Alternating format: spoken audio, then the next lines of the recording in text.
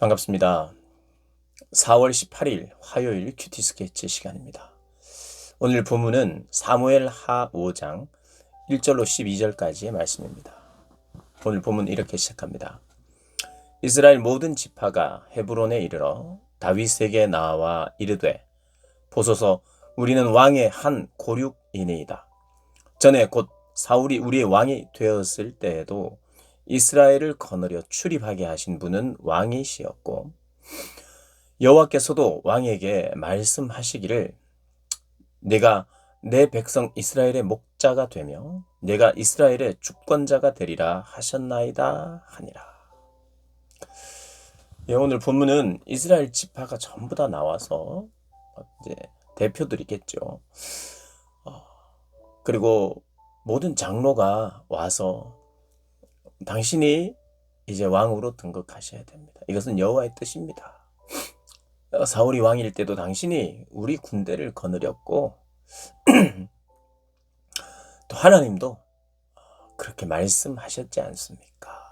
당신이 왕이십니다. 우리는 당신의 고륙입니다. 이렇게 이제 이야기를 하면서 드디어 하나님의 약속이 사무엘이 어린 소년 다윗에게 기름을 붓고 왕이 될 것을 하나님이 약속하시고 사무엘에게 기름을 부으면서 그 약속을 받았을 때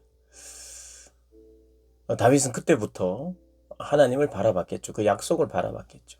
드디어 모진 세월을 다 지나고 이제 그 약속이 성취됩니다. 믿음이 무엇이냐?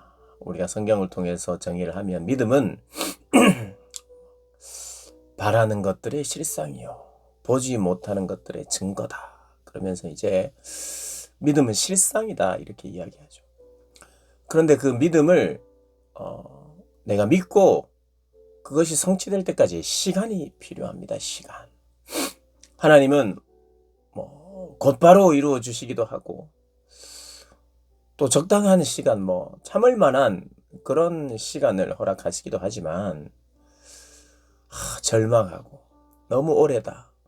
이게 정말 가능한 일인가 하는 생각이 들 정도로 늦거나 그리고 환경적으로는 절망적인 그런 순간이 올 때에도 그것을 믿고 바라고 인내하기를 바라시는데 그 믿음이라고 하는 그 단어 안에 기다림이라고 하는 것이 어떻게 보면 가장 중요한 요소가 아닌가. 많은 믿음의 사람들이 그렇게 믿지 못할 상황이 되어서도 끝까지 붙잡는 그 약속을 붙잡는 그런 것을 통해서 성장하게 되었고 그런 것을 통해서 하나님을 더 의지하게 됐고 하나님을 알게 되었고 이런 것 같아요. 다윗의 생애 역시도 그랬죠. 다윗이 그런 어려운 시간을 지내면서도 제가 자주 말씀드렸습니다마는 하나님께서 기름 부어 세우신 사람이니까 그리고 자기도 기름 부음을 받았잖아요.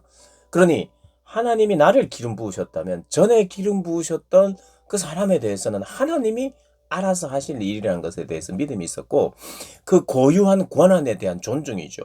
나를 아무 조건 없이 아무 이유 없이 선택하셨듯이 사울 역시도 그렇게 선택하셨는데 하나님의 영역이라고 하는 그런 믿음 그리고 나에게 기름 부으신 분도 하나님이시니 하나님이 이루실 것이다 라는 그런 믿음으로 사울을 손대지 않았죠. 그냥 세상적인 방법으로 일반적인 방법으로 기회가 왔을 때 그냥 처단하는 것이 가장 깔끔합니다. 그러면 훨씬 빨리 왕이 됐겠죠. 그리고 본인이 직접 창을 던졌을 때 사울이 창을 던졌을 때 거의 미쳐갔던 사람이니까 다윗이 던져도 됐죠. 물론 여러 가지 이유로 이제 앞으로 왕 될 사람이 그래서는 되겠나 이런 생각을 할 수 있는데 어쨌든 다윗은 믿음이 있었어요. 그게 믿음이죠. 믿음. 기다리고 또 기다리고. 그래서 약속이 주어지고 성취가 되는 그 사이에 기다림, 인내. 그런데 이 기다림과 인내의 시간에 무엇이 있느냐? 물론 성취는 되지 않았어요. 성취는 아직까지 안 되는 상황이죠. 인내하는 동안은. 그런데 그 인내와 고난 속에서 하나님을 믿는 그 믿음을 가지고 몸부림을 치면 그 어려움 속에서도, 고난 속에서도 하나님이 나와 함께 하신다고 하는 그런 확신이나 그런 증거는 분명히 주신다는 거예요. 다윗이 그런 것을 분명히 경험했고, 많은 믿음의 사람들이 그것을 경험합니다. 당장 그 약속이 이루어지진 않아도 하나님 믿고 신뢰하는 동안은 하나님이 나와 함께 하신다는, 쫓겨다니면서도 하나님이 나와 함께 하신다는 그런 증거들을 주시고, 그런 확신이 고난 중에도 있는 거죠. 그러니 고난 중에도 위로가 있는 거고, 그 위로가 환경이 완전히 변했기 때문에 받는 위로가 아니라 그러는 가운데서도 하나님이 함께 하시는 것 때문에, 동행하시는 것 때문에 위로받거든요. 그러면서 이런 이 인내의 기간은 우리로 하여금 여러 가지 교훈도 주고 또 좋은 영향력도 줍니다. 많은 사람들이 이런 믿음이라고 하는 것 생각할 때 기다리는 것에 대해서 처음에는 잘 몰라서 방황하기도 하고, 하나님에 대해서 원망하기도 하고, 사람에 대해서 원망하기도 하는 그런 시간을 가지는 사람들이 앞으로도 계속 많아지니까, 내가 먼저 경험한 이 시간이라고 하는 것, 그리고 그 가운데에 내가 믿음을 지키며 하나님의 방법을 지키며 하나님의 약속을 붙들고 있을 때 어떤 일이 나에게 발생하고 또 반드시 이루어지는데, 그 전에 나에게 하나님이 허락하시는 고난과 아픔이 그냥 고난과 아픔으로 끝나는 것이 아니라, 그 가운데 내가 연단되고 단단해질 뿐만 아니라 하나님의 또 다른 속성들을, 더 깊은 사랑과 용서, 그 고난의 기간 동안 더 용서의 사람이 됐잖아요. 다윗이 더 하나님을 의지하는 사람이 되었고, 더 겸손한 사람이 되었고, 더 사람들을 귀히 여기는 사람이 되었고, 그 백성들을 더 위하는 사람이 되어가는, 그러니까 그 고난 가운데 얻는 게 많고, 그 고난 가운데 체질화되는 게 많아지는 거죠. 어쩌면 왕으로서 가져야 될 중요한 겸손, 그리고 백성을 위한 마음, 사랑, 넉넉함, 용서, 백성을 위함, 이런 것이 왕의 덕목인데 그것이 고난의 기간에 다 길러진 거죠. 그리고 그것도 얻고 왕으로서의 성품, 하나님이 기뻐하시는 자로서의 그 성품을 이렇게 만들어져서 드디어 왕이 되는, 참왕이 되는 거죠. 참왕. 사울과는 다른 왕이 그의 고난을 통해서 만들어진 거죠. 어떻게 보면 사울은 외부로부터의 핍박은 없었잖아요. 갑자기 왕으로 지목돼서, 그때는 제가 무슨 베냐민 지파인데 무슨 선한 것이 있겠습니까? 제가 될 수 있겠습니까? 그런 겸손이 있었는데, 그는 외부적으로 이렇게 핍박을 받고 자기가 인내하여 뭔가 기를 시간이 거의 없었어요. 물론 그에게도 아픔도 있었을 것이고 실망이나 그런 것이 좀 있었겠지만 전혀 찾을 수 없죠. 근데 다윗은 긴 기간 동안 인내하며 하나님을 의지하는 것, 그것이 진짜 재산 아니겠습니까? 진짜 중요한 사람됨.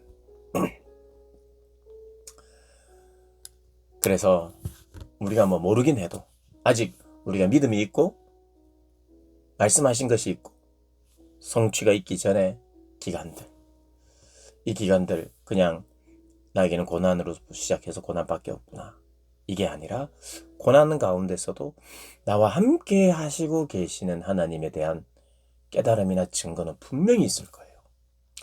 하나님을 내가 제한하지만 않는다면 오히려 그것을 더 빨리 깨닫게 될 거예요. 하나님 원망하고 불평하고 감사치 못하는 마음으로 계속 있으면 정말 늦게 깨달을 것이고, 내가 이런 상황임에도 불구하고 하나님의 말씀들을 통해서 묵상하면서 그렇구나. 내가 불평불만만 할 것이 아니라 이 가운데 하나님이 어떻게 함께하고 계시는지를 보여달라고 기도해야겠구나. 그렇게 하는 시간이 우리에게 필요하죠. 그 다음 이제 이어지는 내용은 다윗이 30세 이제 왕이 됐고 40년 동안 더 다스린다. 그게 이제 한 정리죠. 그게 왕의 기간. 그리고 나서 이제 처음 왕이 이스라엘 전체의 왕이 된 후에 여부수족을 무찌르면서 이제 시온성, 그러니까 예루살렘 성입니다. 예루살렘 성이 아직까지 이스라엘 땅이 아니었어요. 예루살렘 성을 이제 정복하는 그 일이 여기 나옵니다. 예루살렘은 하나님 중요한 장소죠. 하나님 또 허락하신 곳이고, 그것을 이제 다윗성이라 불렀고. 그런데 이제 여부수 사람들이 그 예루살렘이 워낙에 이 점령하기 힘든 요새와 같아서, 그것은 이스라엘에게 있어서도 중요한 땅이 될 뿐만 아니라 이미 여부수 족속에게도 그것은 참 거기는 아무나 함락을 못하는 곳이에요. 산성이 높은 지역이고, 그러니까 아주 방어 시스템이 잘 돼 있는 곳인데, 이제 다윗이 이제 그걸 치러 갑니다. 근데 여부수 사람들이 이렇게 이야기해요. 우리가 너희들을 지키고도 남는데, 너희들을 방어하고도 남는데, 우리 중에 다리 저는 자나 맹인이라 할지라도 너희를 방어할 수 있다. 이렇게 도발을 합니다. 그래서 다윗이 이렇게 이야기해요. 다리 저는 사람과 저 맹인들을 치라 하면서 이제 이 백성들에게, 이스라엘 백성들, 이스라엘 군사들에게 이제 선포하죠. 그래서 그것은 이제 그 성을 함락합니다. 그리고 나서 이제 10절을 보면 다윗이 점점 강성해지는데, 그 강성함의 이유가 여호와께서 함께 하시기 때문에, 여호와께서 함께 하시기 때문에, 그의 리더십이 있었거나, 그들이 용맹했거나, 다윗이 용맹했거나, 용맹한 이스라엘 왕 밑에 용맹한 백성들이 있었기 때문에가 아니라 하나님이 함께 하셨기 때문에. 그리고 나서 이제 두로왕 히람이 다윗의 궁전을 지어주기 위해서 백향목과 목수와 석수를 보내서 다윗을 위하여 집을 지어주고, 그 다음에 이제 12절이 또 중요한 이야기인데, 다윗이 여호와께서 자기를 세우사 이스라엘 왕으로 삼으신 것과 그의 백성 이스라엘을 위하여 그 나라를 높이신 것을 알았다. 여호와께서 자기를 세웠던 것을 이제 실감하게 되고, 왕으로 삼으신 것에 대해서 실감하고, 그의 백성을 위하여 그 나라를 높이고 있는 것도 알았어요. 그러니까 겸손이 유지되고 있어요. 이 나라가 점점 강성해지고 높아지고 있는 것을 보고 있어요. 그런데 그 모든 것을 누가 하셨냐? 여호와께서 하셨는 거예요. 그의 백성 이스라엘을 위해서 이스라엘을 높이신 거지, 내가 잘해서 높이는 게 아니라 이스라엘을 위해서 이스라엘을 높이고 있다고 고백해요. 이런 귀한 고백이 우리에게 필요하죠. 어떤 성과도 내고 남들이 막 박수를 쳐줄 때 내가 잘해서가 아니라, 하나님이 우리 공동체를 사랑하시는구나, 그래서 우리를 높여주시는구나, 이렇게 고백하는 거죠. 여호와께서 함께 하시니 강성해졌고, 여호와께서 함께 하시니 높이고, 그런 고백만 남는 사람. 그러니까 자꾸 자기가 빠져야 되죠. 이게 쉽지 않죠. 언제든 자기가 항상 그 공을 이야기할 때 항상 자기가 빠져야 되죠. 늘 빠져야 나도 함께 하나님을 높이고, 너희들을 위함이다, 우리를 위함이다, 나를 위함이 아니다 라고 자꾸 고백해야 흔들리지 않는 이게 건강한 영성을 유지할 수 있죠. 다윗이 그것을 보여주는 중요한 인물입니다. 물론 다윗도 부족한 것이 있었어요. 나중에 나옵니다만은 그의 주된 삶의 태도가 오늘 본문이다, 이렇게 여기시면서 나는 믿음을 어떻게 바라보고 있고 고난의 기간을 어떻게 보내고 있는가, 나는 여호와의 함께 하심을 경험한 적이 있는가, 고난 가운데서도 그 증거를 내가 너무 찾지 못한 것은 아닌가 한번 돌아보면서 하나님 나에게도 하나님의 동행하심에 대한 증거를 허락해 주십시오. 그렇게 기도하면서 상황을 바라보는 저와 여러분 되시기를 주님의 이름으로 축복합니다.